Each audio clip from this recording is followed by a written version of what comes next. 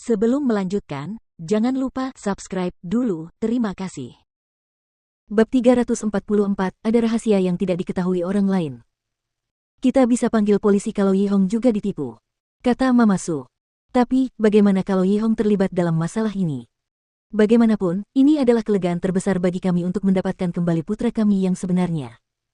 Namun, Jing Yun sendiri memiliki kecurigaan yang kuat terhadap kakak tertuanya, Su Yihong, dan Seng Xiao sendiri yang menyuruhnya untuk berhati-hati di dekatnya. Bagaimanapun, Su Yihong pasti terlibat dalam seluruh masalah ini karena dialah yang menangani tes DNA dan membawa kembali penipu itu. Dan mengapa dia harus mendapatkan penipu sejak awal?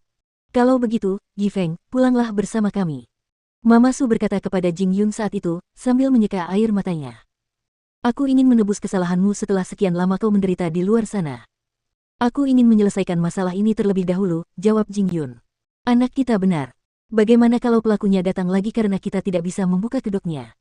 Papa Su juga berkata dengan serius kepada Mama Su. Sebelumnya, kita harus menyingkirkan penipu itu di rumah dan berbicara dengan Yihong. Benarkah, anak itu Yihong, apa yang ada dalam pikirannya, mencampur-adukkan saudaranya sendiri? Jing Yun melihat ketenangan pasangan itu dan tahu bahwa mereka adalah orang-orang yang penuh perhatian. Itulah sebabnya dia tidak memperingatkan mereka ataupun menyebutkan kecurigaannya, atau Su Yihong mungkin berasumsi bahwa dia mencoba menabur perselisihan. Baiklah, aku harus merepotkan anakku untuk menginap di hotel untuk saat ini. Nona Seng, kau pasti pacar Yifeng, ya? Mama Su kemudian berkata, matanya yang bijak langsung melihat perasaan di antara mereka. Seng Minglan tersipu namun mengangguk. Mama Su pun memegang tangannya dan terus-menerus memujinya. Para wanita muda dari keluarga penting selalu anggun dan mulia. Tidak heran Yifeng menyukaimu. Dan anakku juga berutang padamu. Aku benar-benar tidak tahu bagaimana cara berterima kasih padamu. Nyonya, Anda terlalu baik. Seng Minglan segera memeluknya. Meskipun demikian, dengan hasil tes di tangan, pikiran pasangan Su benar-benar tenang. Mereka ingin Jing Yun secara resmi kembali ke keluarga sesegera mungkin, tetapi Jing Yun merasa bahwa sekarang belum saatnya untuk itu. Oleh karena itu, mereka mengobrol seharian dengan Jing Yun dan akhirnya pergi larut malam. Saat itulah Seng Xiao masuk dari pintu sebelah bersama Mu Qi. Identitasmu mungkin sudah dikonfirmasi, tetapi kau tetap orang asing dan tidak nyaman bagimu untuk ikut campur dalam urusan keluarga. Karena itulah sebaiknya kau serahkan masalah penipu itu kepada orang tuamu, sementara kau menyelidiki kakak tertuamu, Su Yihong. Itu tidak akan sulit bagimu, Jing Yun. Kau hanya perlu menyelidiki semua hal tentangnya sejak dia lahir. Tuan muda, menurutmu, dia menyimpan rahasia yang tidak diketahui orang lain. Seng Xiao memberitahu Jing Yun dengan percaya diri. Jing Yun mempercayai Seng Xiao dalam hal itu, tuan muda itu tidak pernah salah tentang orang lain, dan seluruh kejadian itu terlalu jelas. Bahkan sebelum penipu itu datang ke keluarga Su, Su Yihong pasti telah berusaha keras untuk akhirnya menyesatkan pasangan Su. Aku tahu orang tuamu juga orang yang bijaksana, karena itulah mereka tahu untuk tidak memprovokasi kakak tertuamu. Jing Yun mengangguk. Dia menyadari bahwa orang tuanya juga bukan tipe yang gegabah. Dan ingatlah untuk memberitahu orang tuamu tentang situasimu saat ini dengan kakak keempat lain kali. Kalau tidak, kebetulan waktu kedatangan keluarga Seng akan membuat orang lain salah paham bahwa kamu berencana untuk mengambil alih Su Holdings. Saya mengerti. Di samping Seng Xiao, Mu Qi sekaligus bersujud menyembah kepadanya mendengar kata-kata itu. Dia benar-benar memperhatikan detail-detail terkecil dan menyadari masalah-masalah yang tidak terlihat oleh orang lain, lalu segera menyelesaikannya. Tak heran jika ia tak pernah kalah dalam dunia bisnis.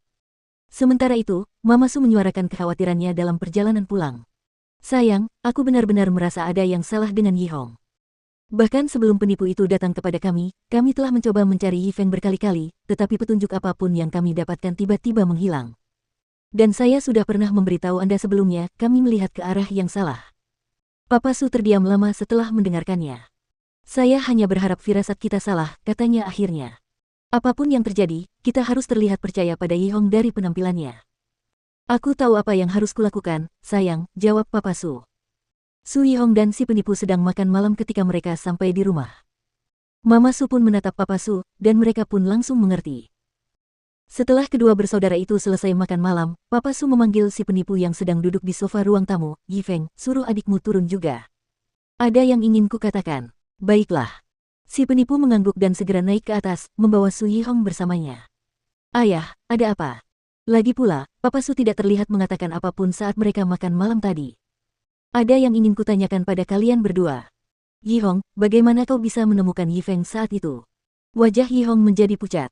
Tetesan keringat mulai muncul di sekujur tubuhnya sementara pikirannya menjadi kosong. Meski begitu, dia memaksa dirinya untuk tetap tenang dan menjawab pertanyaan Papa Su dengan tenang. Saya melihat tanda lahirnya secara tidak sengaja di sebuah restoran. Bagaimana dengan hasil tes DNA? Apakah kamu melakukan tes itu sendiri? Ayah, ada apa? Su Yihong bisa merasakan sesuatu sekarang, dan takut kalau orang tuanya sudah mengetahuinya. Saya punya laporan lain di sini. Coba lihat. Setelah itu, Papa Su mengeluarkan dokumen-dokumen itu dan meletakkannya di hadapan Su Yihong.